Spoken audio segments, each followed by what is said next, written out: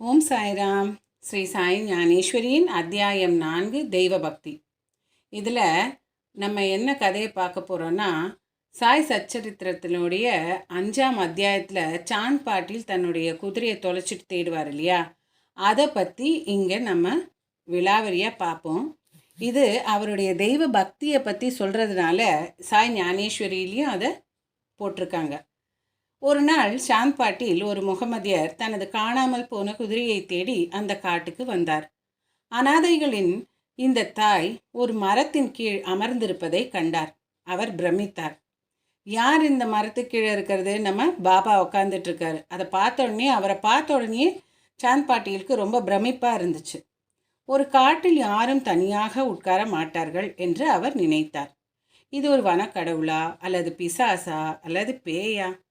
இந்த அடர்ந்த காட்டில் மனிதனின் எந்த தடயத்தையும் எவ்வாறு காணலாம்?